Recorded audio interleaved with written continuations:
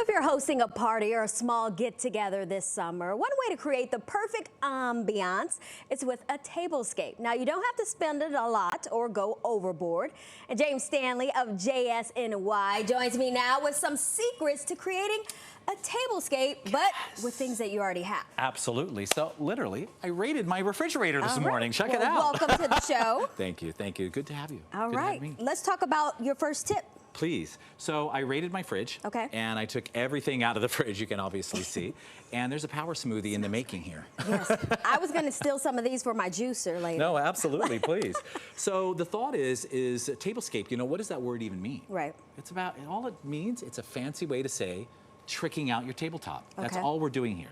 So I brought all of the things from my kitchen, and the first thing we're going to talk about is the base, which Okay. is the tablecloth. Ooh, right? nice. So I want you to think of a tablecloth very easily. For one, big tip. Ready? Go online, go to fabrics.com or Yards by Fabric, and you can purchase rolls of fabric that are this wide for all seasons. Really inexpensive. You don't have to go to buying an actual tablecloth. Okay. This is burlap. Yeah. One of my favorite materials. Why? It's 100% biodegradable. Okay. And Keep it it natural. absorbs the carbon dioxide in the air more than trees because it's plant-based. So great to have in your home for all different kind of things, wrapping things, decorating things, and super cool tablecloth. Now, it's interesting that you said starting with the tablecloth. I saw on the internet, social media, somebody used a fitted sheet for a tablecloth. I hope it was a new one and clean. Exactly, but exactly. We'll go the burlap route. Yeah, for sure, for sure. And you can use this for a lot of different seasons. I take this all the way into the fall. Okay, so right? next you have your centerpieces. I do. So centerpieces, I don't want you to get too caught up in what you don't have or what you do. Okay. Clean out your kitchen. Go into, like, this came out of my kitchen. This was in the den.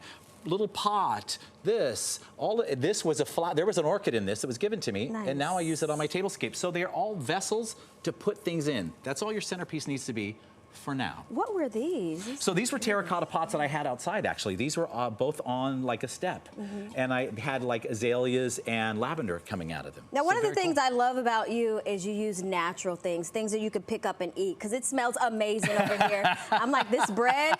Talk a little bit about the influence of using stuff from your fridge. So totally, I thought this morning when we were going to do this, I'm like, let me just raid the fridge and pull out everything that's reusable that we can eat. So we're creating like this Tuscan fun summer vibe here, but it's all edible, it's all real. And if you don't use it all, I want you to wash it and put it back in your fridge. So talk about repurposing and reusing, and we really didn't spend any money.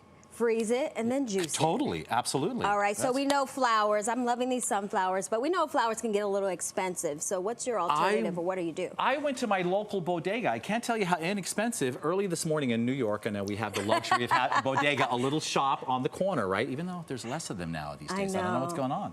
But these were really inexpensive, and I love the sunflowers. But you can do silks that are really inexpensive as well and keep them all the time. Like I use a lot of silk flowers to do tablescaping because they last, and then you put them away and you use them for something else.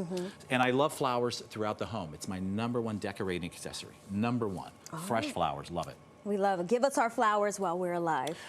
You know, isn't that the truth? Isn't that the truth? So healthy in your home, right? And then the fillers, let's go back to centerpieces for a minute. All of the different foods, the breads, the grapes. I mean, do you want to put some grapes? Asparagus. Do you want to go put the grapes somewhere?